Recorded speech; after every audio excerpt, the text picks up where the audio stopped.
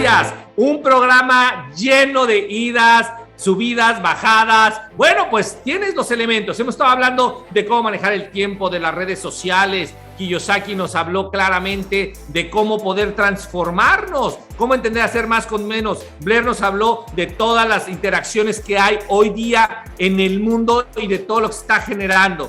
Y ahora toca el turno a otro gran empresario. En este Divergentes 2.0 tenemos a personas de todo el mundo y también a estos Shark Tanks, empresarios que lo que quieren es ayudar. Con ustedes, sin mayor preámbulo ni presentación, Luis Harvey. Un aplauso. Gracias, Luis. Adelante. Rafa, Alfredo, Juan, muchas gracias por la invitación esta tarde para participar con ustedes en Divergentes 2.1. Me da mucho gusto poder compartir algunas reflexiones de cosas que yo estoy continuamente analizando y que me gustaría, o se me hace interesante que los emprendedores o la gente que tiene empresas en nuestro país y en realidad en todos lados del planeta tienen que estar pensando y tienen que estar analizando en todo momento, pues para que sus empresas vayan bien o para que tengan la posibilidad de lanzar una empresa nueva aprovechando oportunidades que se presentan. Cualquier emprendedor al empezar un negocio lo que tiene que hacer, como yo le he dicho muchísimas veces, es analizar la industria en la que está, la competencia, los precios, qué está sucediendo en el mundo, en el campo en el que quieren actuar, pues para ver si no hay alguien que esté haciendo algo igual a lo que ellos piensan hacer o que lo estén haciendo mejor. Y precisamente para poder tener bien claro, antes de entrar a un negocio nuevo, pues perfectamente contra qué se van a enfrentar y poder actuar. Entonces poder definir si lo que están haciendo es algo que está bien o si es algo que ya se hizo en otro lugar y ya falló o qué errores cometieron otras personas. Eso es la parte del negocio per se. Pero hay gente que ya tiene negocios funcionando o inclusive emprendedores que están en procesos de un negocio nuevo, también tienen que considerar el entorno mundial, tienen que considerar lo que está pasando y cuáles son las diferentes tendencias que están pasando en el mundo y que de una manera u otra pueden afectar en este momento o en el futuro tu negocio. Entonces, hay una serie de cosas que están pasando en el mundo que pueden ser oportunidades para unos y problemas para otros. Entonces hay que poder identificarlas y ver pues, qué puede uno obtener favorable o cómo evitar tener problemas de este tipo de cosas que han pasado, ¿no? Yo estos cambios fundamentales que están sucediendo, normalmente los denominamos como crisis, porque es un cambio, ¿no? Es un cambio que hace que diferentes situaciones que la gente está manejando todos los días de repente sean diferentes o vayan transformándose y hagan que las actividades de las diferentes empresas o las personas en general se tengan que ajustar. En este momento yo creo que tenemos varias de esas crisis que están en proceso y que tenemos que ser muy cuidadosos. Algunas están en proceso y otras vienen, que son las que por lo menos hasta este momento he podido identificar.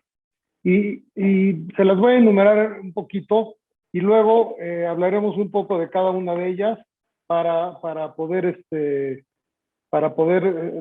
tener un entorno con el cual vamos a estar hablando y podamos podamos adecuar nuestras actividades o inclusive aprovechar oportunidades que se puedan presentar. La primera de ellas, y es una que se derivó de todo el tema del quantitative easing que funcionó en los últimos tiempos con los bancos centrales reduciendo las tasas de interés y soltando cantidades importantes de dinero a las economías de los países, particularmente en los países industrializados. Pues eso, en este momento, estos bancos centrales de los países grandes están en proceso de revertir eso. Entonces, viene una alza de tasas de interés, una reducción en las compras de bonos gubernamentales que están haciendo los gobiernos y en bonos privados, con lo cual este incremento en las tasas de interés y la reducción de dinero en las economías pues está empezando a crear una crisis de liquidez. Ya lo estamos viendo, ya están subiendo las tasas de interés en los países desarrollados. En México ya lo estamos viendo también como están subiendo las tasas de interés. Y viene un ciclo que va a afectar al crecimiento económico de muchos de los países, si no es que de todos. Entonces, es una crisis que pues, se origina por lo que los propios gobiernos decidieron hacer para estimular a las economías en años pasados. Y ahora, para evitar inflaciones altísimas como las tuvimos hace algunos años, estos gobiernos tienen que incrementar las tasas de interés para lograr calmar a las economías y que no haya los aumentos de precios. Todo esto también vino exacerbado por el famoso tema de la pandemia, porque cuando vino la pandemia todo se redujo, toda la actividad económica de todos los países se redujo.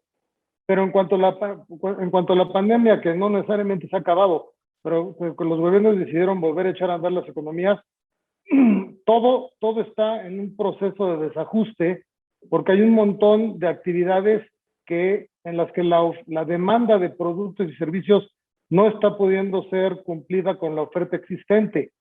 Entonces, estás entrando en una crisis que, uno, tienes problemas de suministro de productos, no solo de los chips de China, estamos hablando de carbón en el mundo, estamos hablando de que no hay contenedores, estamos hablando de que no hay barcos para transportar materiales, o sea, coches en renta en las arrendadoras, todo ese tipo de cosas que hubo una disrupción muy grande con la pandemia.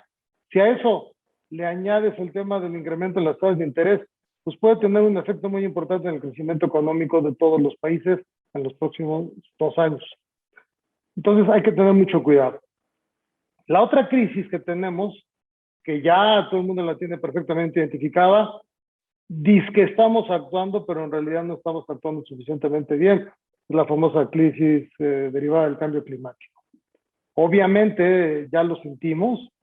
Los efectos del cambio climático se están dando en desastres naturales, huracanes, temblores, inundaciones, crecimiento del nivel del mar, en un montón de lugares y están generando problemas muy, muy serios. O sea, los incendios en California, en la costa oeste de los Estados Unidos de los últimos 2 años, el incendio durante 2020 que hubo en Australia, que fue increíble y que quemó un pedazo muy grande del territorio australiano, sequías terribles en algunos lugares y en otros lugares inundaciones increíbles. Entonces, las economías se tienen que adaptar, pero pues, esa adaptación toma tiempo. Y el cambio climático, que viene derivado primordialmente del incremento en el CO2, que también viene derivado primordialmente de la utilización de combustibles fósiles, pues es un tema que lo queremos cambiar, pero está costando mucho trabajo y va a costar más. Yo creo que tocaremos este tema cuando hable de la crisis de la energía, pero el cambio climático va a tener efectos muy importantes en un montón de actividades económicas. Y las actividades económicas, pues hay gente que se va a tener que ir acostumbrando a cosas diferentes que pueden ser negocios importantes para unos y pueden ser negocios desastrosos para otros. Entonces hay que estar identificando qué está pasando y qué viene. A un señor en California pues va a tener que ver cómo ahorrar agua. Un señor en California va a tener que ver cómo le van a hacer para detener incendios, ¿no? Un señor en los lugares en ciudades como la Ciudad de México, donde cada vez va a llover más, porque al calentarse los océanos se evapora el agua de mar en los océanos y México, particularmente en la zona céntrica, en la zona central de México, como México es tan angosto, pues la evaporación del agua marítima crea nubes, que las nubes se las lleva el viento y se chocan contra las montañas que están en el centro de México y eso llueve, hace que llueve y consecuentemente pues va a llover más, ¿sí? Va a llover más mientras más calor haya. Entonces, es precisamente por eso que en el verano en México, que es cuando más calor hace en el norte del país, en otros lugares en Norteamérica, es cuando más llueve aquí. Entonces, la persona que sea cuidadosa para ver cómo lidiar con inundaciones, con huracanes, que los huracanes también es otro factor que se deriva primordialmente del calentamiento del agua del mar. Los huracanes, para que haya huracanes tiene que haber agua caliente y cada día está siendo más caliente el agua, entonces va a haber más huracanes. Entonces, pues hombre, la gente que se dedica a poner ventanas resistentes para los huracanes en las casas le ve muy bien. El cuate que hay gente que se le van a destruir sus negocios con los huracanes y van a tener que ver cómo reaccionan y cómo se protegen, ¿no? Hay otra crisis que ya está en proceso y que va a tener unos efectos, los estamos viendo, pero la verdad es que no sabemos bien cómo va a acabar. Es la crisis de los bienes raíces comerciales. Los bienes raíces comerciales derivados, hubo un crecimiento muy importante, vino la transformación en unos países más rápido, en otros países menos rápido, hacia el mundo digital, hacia las compras online. Pero cuando llegó la pandemia, eso se exacerbó. Y países como México, donde íbamos bastante retrasados en el tema de las compras digitales, pues aumentó. Derivado de eso, pues los centros comerciales se están convirtiendo casi en museos, muchísimas tiendas cerradas, muchísimas tiendas que no volverán a abrir. Los edificios de oficinas, pues yo creo que la utilización de las oficinas, de los edificios de oficinas que todos conocemos en el futuro, yo no creo que lleguen a ser más del 60% de ocupación de la que tenían los edificios de oficinas antes de la pandemia. Obviamente, pues los dueños de oficinas se van a meter en unos problemas terribles, pero van a tener que entrar quizá a una reconversión, a convertirlos en departamentos, a convertirlos en algún otro concepto para que puedan funcionar. Pero va a haber elefantes blancos, edificios muy grandes que no van a estar llenos y va a generar problemas para mucha gente. Y los dueños de esos edificios, porque acuérdense que todas estas crisis se interconectan, ¿no? Con el incremento en las tasas de interés, pues todos los financiamientos que tienen los que construyeron los edificios, que todos los edificios tienen deuda, pues van a tener que pagar intereses más caros por las deudas que tienen, y con edificios que no necesariamente van a estar rentados al 70, 80, 90% como estaban rentados antes, pues van a tener un apretón muy terrible en las finanzas de los desarrolladores de edificios, ¿no? Igual que los desarrolladores de centros comerciales, les va a ir mal, y la gente, pues, desgraciada o afortunadamente, va a hacer más compras online, va a salir menos de casa, y muchos de estas tiendas van a sufrir seriamente, y entonces los desarrolladores de los centros comerciales, a los que también les van a afectar las tasas de interés y la reducción en la liquidez, pues también van a tener problemas, y se van a tener que reconvertir a centros de entretenimiento, a lugares donde haya un montón de restaurantes, cosas de tipo, pero no necesariamente va a haber las tiendas que conocíamos antes, ¿no? Obviamente, unos perdedores grandes son todas estas tiendas que tenían muchísimas sucursales, que como hemos ido viendo, cada vez se están cerrando sucursales más rápido, pues porque no tienen clientela, y la clientela les puede comprar online. Entonces, si esta gente no hace una reconversión importante a tener ventas en línea muy robustas, pues van a tener problemas, y esos negocios pueden tronar, ¿no? En este campo, por ejemplo, derivado de todo esto, pues los ganadores en este campo son los de la logística, ¿no? La gente que te lleva las compras a tu casa, ¿no? O sea, los servicios de courier, los Amazons del mundo, etcétera, son los ganadores, ¿no? Y les va a ir muy bien. Más, cada día les va a ir mejor. Entonces, hay que estar analizando las tendencias futuras para ver qué te puede pasar, ¿no? Tenemos una crisis adicional, que es una crisis que va a ser muy dolorosa, que es la crisis del desempleo. En el mundo, las inversiones en inteligencia artificial, las inversiones en automatización, que, como siempre, van a hacer que la gente que desarrolla todos estos programas, la gente que desarrolla los equipos, los robots, etcétera, pues les va a ir fenomenalmente bien, porque cada día van a tener más negocio. Pero los empleados de las compañías, hay muchísima gente en el planeta Tierra que en los próximos 20 años se va a quedar sin trabajo, porque su trabajo lo va a hacer una máquina. Esta gente, al igual que las empresas, se tiene que reconvertir igual y tienen que estudiar algo para aprovechar la nueva economía, o sea, aprender carreras relacionadas con la nueva economía para poderse emplear. De otra manera no van a tener trabajo y eso va a ser un problema sumamente serio, y lo vamos a ver en un montón de factores, ¿no?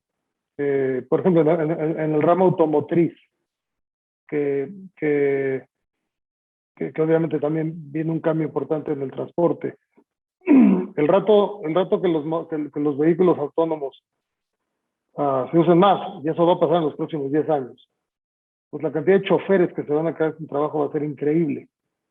Esta gente tiene que aprender otra cosa y tienen que aprenderlo rápido porque si no, no van a encontrar. Y como eso, los dependientes de las tiendas, de tiendas, ¿no? No solo de autoservicio, pero tiendas que te venden ropa y que te venden lo que sea, pues también los cajeros, pues pronto no va a haber cajeros, va a ser máquinas, va a haber menos tiendas. Entonces, los trabajos que no son de una capacidad, de alta capacidad educativa, van a sufrir fuertemente, y lo cual va a generar problemas muy grandes en el mundo. Tenemos otra crisis, bueno, hay dos más, antes de entrar a la energía, y la energía la voy a dejar al final porque quiero hacer algunos comentarios con la famosa reforma a la ley energética que tenemos ahora en México. Tenemos la crisis del agua.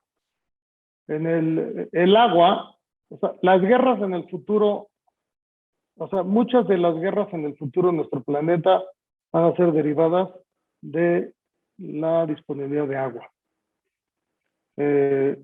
Con la población mundial creciendo a la tasa de crecimiento que tenemos, que es muy alta, a pesar de que en los países desarrollados el crecimiento poblacional es negativo, en los países subdesarrollados el crecimiento poblacional es muy alto. Y pues hay demasiada gente. Y el agua pues, es la misma. Y cada día va a ser más difícil que el agua le llegue a todos. Hay países que no tienen el agua que requieren y van a tener que conseguirla. Eso va a generar muchos problemas, va a generar pues, situaciones que no vamos a querer ver, pero que van a suceder. Y así como hay países que se van a inundar de agua por el cambio climático, hay gente que no va a tener agua para beber. Entonces yo creo que tenemos que empezar a entender que empresas que se dediquen a el manejo del agua de manera eficiente, que no se desperdicie el agua en los niveles tan impresionantes de desperdicio que tenemos en las ciudades grandes, empresas que se dediquen a la purificación, empresas que se dediquen a distribuir el agua de manera adecuada, pues les va a ir muy bien. Pero hay que estar muy consciente de que va a ser un problema sumamente serio y que mucha gente va a sufrir. Tenemos la crisis de las migraciones, que esa es la otra. La vemos, pero como que la gente, o sea, en México la notamos más porque vemos a los migrantes que pasan por México para llegar a Estados Unidos, aunque muchos de ellos se quedan en México. Pero tenemos migraciones impresionantes de los países árabes pobres hacia Europa, de los países africanos también hacia Europa, de otros países en el sureste asiático, de Filipinas, de Indonesia, etcétera, que se van al mundo árabe. Son migraciones muy grandes y bueno, la migración del mundo árabe a Europa, que se está exacerbando cada día más, inclusive está cambiando la manera de ser de los países. Son cosas que políticamente se van a convertir en un problema cuando mucha gente de otro lugar llegue a vivir en países y se conviertan en comunidades muy grandes. Lo vamos a ver como ya está pasando, por ejemplo, en Holanda, que están limitando la migración de gente del mundo árabe y de gente de los territorios que colonizaron los holandeses del siglo pasado, hace 2 siglos, perdón. Entonces va a haber cuestiones políticas dentro de los países que son los receptores de los migrantes, y va a haber cuestiones también de problemas cuando regresen a migrantes a sus países a fuerza, como nos está pasando en este momento con Haití, pues va a generar problemas muy serios, ¿no? Y para los gobiernos, porque los gobiernos, para muchos de esos gobiernos, la migración de salida es una válvula de escape para problemas económicos de los países y de sus gobiernos. Y eso puede que entremos en un ciclo en el que eso no, pues se va a revertir. Y finalmente tenemos la crisis de energía. La crisis de energía tiene muchos factores y es muy interesante porque todo el mundo lo que quiere, derivado del cambio climático, es dejar de utilizar combustibles fósiles con el objetivo de utilizar fuentes de energía renovables, ¿no? Eólica, solar, etcétera. Los objetivos planteados en los acuerdos de París, los objetivos planteados en un montón de tratados internacionales, es para tratar de lograr que quizá para el año 2050 la mitad de la energía que se produzca sea por fuentes renovables, lo cual es un proyecto sumamente ambicioso. Ahora, hay muchos países que lo están haciendo bien. Hay muchos países que están haciendo lo que se tiene que hacer. Yo he visto inclusive cómo países en el mundo árabe, países petroleros, ya tienen secretarías de Estado dedicadas al cambio climático, ¿no? Porque ellos saben que se tienen que reconvertir de ser países exportadores de petróleo a ser países en donde las energías renovables sean las que generen el movimiento de sus países. Hay otros países donde no se está haciendo bien, pero bueno, al final del día va a haber un enfoque hacia la energía renovable. Pero interesantemente, ahorita está pasando una de esas cosas que son muy chistosas. Derivado de la pandemia, la producción de carbón en el mundo, que al final de cuentas el carbón acaba siendo el mayor combustible para generación de electricidad. En este momento en el planeta Tierra hay una escasez muy importante de carbón. Entonces, muchos países no están pudiendo cumplir con la generación de electricidad que necesitan para sus fábricas, para sus casas, para sus comercios, porque no tienen el carbón que se necesita para poder generar electricidad. Por otro lado, las fuentes de energía renovable, la eólica, la solar, etcétera, ya contribuyen, pero no contribuyen suficiente para que esos países puedan producir la electricidad que se necesita. Esto en el corto plazo va a ser un problema. Con la pandemia, la extracción de carbón en el mundo se redujo sustancialmente. Y en cuanto salimos de la pandemia, con las economías volviendo a funcionar, la demanda de carbón se incrementó de manera increíble y pues no está pudiendo ser cubierta. En este momento hay ciudades en China donde están restringiendo la luz, no prenden los semáforos porque no hay electricidad para los semáforos en ciertos momentos del año o del día. Y ahora viene el invierno, ¿no? Y en el invierno, tanto por gas natural como por carbón es como se generan las calefacciones de los lugares donde el frío es fuerte. Y veremos un incremento en los problemas derivados de la falta de electricidad en estos lugares. Pero por otro lado hay un montón de inversiones en fuentes renovables que toman tiempo y que en su momento van a poder lograr que pues una parte importante de la energía se produzca con fuentes renovables y sea menos contaminante. Pero eso va a tardar. Y eso va a tardar y eso nos afecta también por el lado del cambio climático, porque eso quiere decir que vamos a tener contaminación, vamos a seguir teniendo contaminación derivada de la utilización de combustibles fósiles durante mucho tiempo. Yo creo que, como en todo en la vida, pues va a haber ganadores y perdedores, ¿no? Tarde o temprano las energías renovables van a tener una preponderancia y veremos cómo industrias, por ejemplo, derivado de la crisis de la energía, la industria automotriz va a tener problemas. Ya están cambiando las empresas automotrices a tener energía, o sea, a tener coches eléctricos.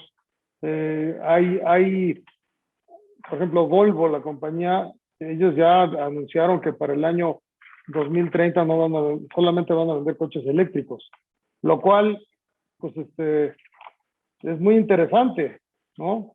En China, el gobierno chino, yo no sé si lo va a modificar, pero anunciaron que para 2030 quieren que todos los coches en China sean eléctricos, derivado de la alta contaminación que hay en el país. Entonces, pues vas a tener empresas ganadoras y empresas perdedoras. Por ejemplo, las petroleras que empiecen a buscar fuentes alternativas de energía, que ya lo están haciendo algunas de las empresas grandes como Shell, como British Petroleum, algunas de ellas, están enfocándose a producir ya electricidad renovable con fuentes alternativas, pero hay otros que no, hay otros que están en el limbo, como es el caso de Pemex, y al revés. Por otro lado, las empresas automotrices que se están enfocando en producir coches eléctricos, pues van a hacer un intercambio bestial y van a eventualmente las flotillas de coches que construyan, pues serán mayoritariamente eléctricos. Pero la gente que está metida en ese negocio tiene que darse cuenta, por ejemplo, si yo tengo una refaccionaria de automóviles, ¿no? Que vendo refacciones, pues más vale que vaya pensando qué voy a hacer, porque un automóvil eléctrico tiene bien poquitos componentes, ¿sí? O sea, un coche convencional, un coche de gasolina o de diésel, tiene muchísimas partes. Y eso es lo que ven en las refaccionarias. Un coche eléctrico tiene muy pocas partes. Y la verdad es que no se... O sea, lo que le tienen que cambiar es las pilas y a lo mejor los frenos, pero no hay mucho más que se deteriore. Entonces, alguien que tiene, por ejemplo, refaccionarios, pues tiene que irle pensando a qué se va a dedicar dentro de 20 años o 15 años, porque seguramente va a haber muchísimos menos coches y van a haber muchísimas menos refacciones. Pues esa es la mentalidad que tiene que tener la gente. En función del negocio que tenga, tiene que ir pensando qué va a pasar dentro de 10 años o 5 años, 10 años, 15 años, 20 años, para ver si tienen que reconvertirse, ¿no? Finalmente, y todo esto va derivado, va todo medio junto.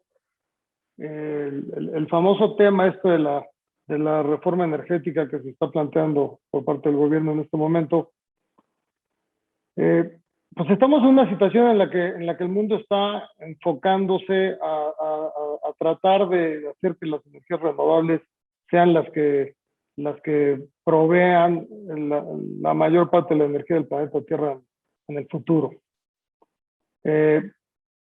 Las inversiones en el campo eólico, en el campo solar, en los países nórdicos, las inversiones de generación eléctrica en el mar, donde ponen cosas flotando que con el movimiento del mar generan energía, al igual que lo generan la energía eólica con las turbinas, va a ir creciendo y la utilización de combustibles fósiles se va a ir reduciendo. Inexorablemente se va a tener que reducir, aunque siempre vamos a tener utilización de carbón y de gas natural y algo de petróleo, poco a poco va a ser menos y la generación de ese tipo de energías alternativas cada vez va a ir reduciéndose en precio, y yo creo que va a haber una alta competencia, no solo por la necesidad del cambio climático, sino porque eventualmente el precio de la generación alternativa va a ser más barato que el de la generación con combustibles fósiles. Pero las reformas que está planteando el gobierno de México ahora en su reforma, pues como que nos están poniendo a México en el camino exactamente opuesto de a donde quiere ir el mundo. El mundo va hacia las energías renovables y las inversiones que se van a realizar de manera, o sea, apoyadas por los diferentes gobiernos, El sector privado va a entrar fuertemente a generar electricidad. Eh, quieren que todas las casas se conviertan en un generador de electricidad con sus techos y quieren que toda la gente pueda, las fábricas grandes puedan generar su propia electricidad, etcétera, para que los gobiernos puedan dedicarle la electricidad al consumo de los hogares que no pueden tener celdas solares ni nada por el estilo, o para el consumo de otra serie de cosas que no necesariamente pueden vivir de energía renovable o producir su propia energía. Pero aquí lo que pasa es que como están poniéndose las cosas, estamos yéndonos hacia que regresamos a un monopolio en la generación de electricidad y como la CFE, como quieren que la CFE sea el rector, el responsable exclusivamente de la generación de electricidad, conforme están planteando la reforma, pues vamos a tener una regresión a lo que era México alrededor de los 60, los 1960, cuando la electricidad era 100% producida por el gobierno. Se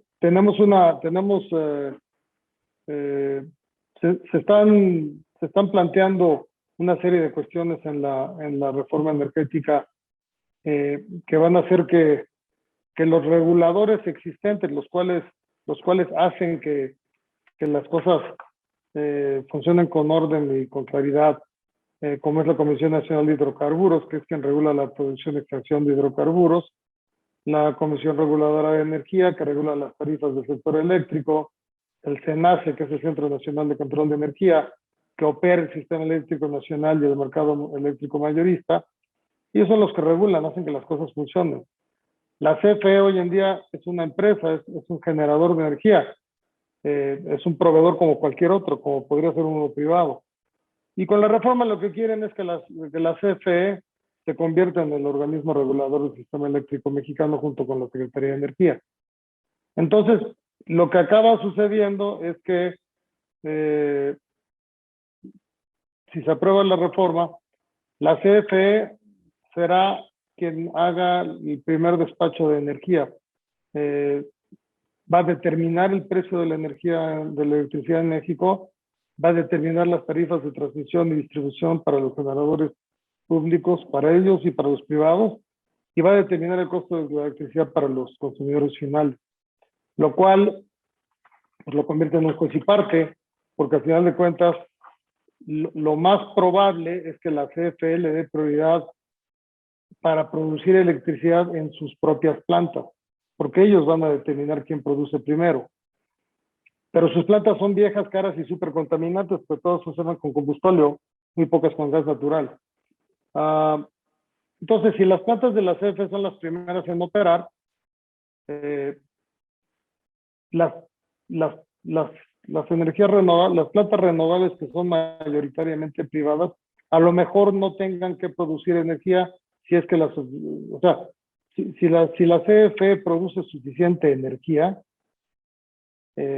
o una gran parte de la energía, el resto será producida por generadores renovables, que en su mayoría son privados, pero va a ser mucho menos.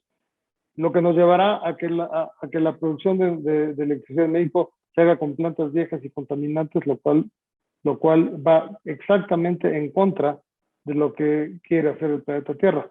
El planeta Tierra, los gobiernos del planeta Tierra lo que quieren es ir hacia producir la gran mayoría de la electricidad con fuentes renovables que son limpias. Entonces ahí vamos a estar en contra de todo lo que está haciendo el mundo, ¿no?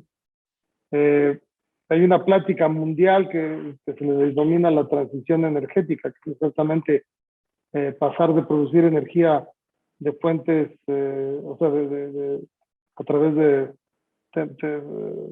fósiles a energías renovables. Y aquí la verdad es que como se está planteando en la reforma, se planean cancelar todos los permisos de generación eléctrica y contratos de compraventa de electricidad otorgados, y esos, la gran mayoría, si no es que todos, son contratos que funcionan o con gas natural o con fuentes renovables. Y por otro lado, se planean cancelar los certificados de energía limpia, los CELS, que son unos mecanismos que se inventaron para incentivar los nuevos desarrollos de energías renovables. porque el objetivo que se tenía para cumplir con los acuerdos de París de emisiones de CO2 estipulan que el 35% de la energía debería de ser de fuentes renovables en todos los países para 2024, lo cual aquí pues, obviamente no va a pasar porque la Secretaría de Energía y CFE no tienen ningún plan para hacer energía renovable. Entonces, yo creo que estamos en un peligro de retroceder fuertemente, estamos en un peligro de meternos en unos problemas legales porque todos los contratos otorgados y las inversiones hechas para la generación de energía renovable, se invirtieron miles de millones de dólares que si de repente te cancelan el contrato, pues tú te vas a pelear y te vas a ir a demandar al gobierno mexicano y va a haber muchos pleitos, ¿no? Y va a haber litigios por años y años y años y eventualmente los va a perder el gobierno porque hay compromisos firmados internacionalmente. Entonces, bueno, pues yo creo que el campo de la energía es un campo que nos va a afectar a todos de una manera o de otra. Hay que ver cómo buscamos la manera de encontrar, ya sea cómo protegernos ante los cambios que vienen, porque yo sí creo que si la reforma pasa, la energía en México va a ser más cara. Y para todos los que tenemos empresas, los que tenemos negocios, pues la energía es uno de los insumos importantes. Y si pasa la reforma, va a subir el precio. Esperemos que no lleguemos a que haya apagones de luz por falta de electricidad, porque acuérdense que en la reforma se dice que por lo menos el 54% de la energía la tiene que producir la CFE, pero la CFE no tiene ni de chiste la capacidad suficiente para producir el 54% de la energía del día de hoy. Y tampoco tienen dinero para invertir en plantas para producir más energía. Entonces estamos en una situación como que no se ve muy prometedora. Pero regresando a lo que nos importa, en el sentido de prepararnos para lo que venga en el futuro, tenemos que cuidar qué va a pasar con la energía. Si tenemos algún negocio que pueda ser un ahorrador de energía, pues hombre, habrá que verlo con muchas ganas porque la energía va a ser un problema, ¿no? Y en cuanto a todas las otras crisis que les mencioné, hay que estar con los ojos bien abiertos, analizando lo que está pasando, lo que va a pasar y ver cómo podemos beneficiarnos de las tendencias mundiales y de lo que viene, ¿no? Entonces yo creo que mi recomendación para todo el mundo y siempre es, pues hay que estar analizando lo que pasa en el entorno mundial todo el tiempo, cuáles son las tendencias a las que estamos expuestos, qué le va a pasar a nuestros países y quiénes son los ganadores y los perdedores en cada caso y por qué, y para tratar de ver si podemos entrar a un negocio donde podamos ser beneficiados de las tendencias que están sucediendo en el mundo. Básicamente era lo que quería comentarles en esta ocasión y pues muchas gracias.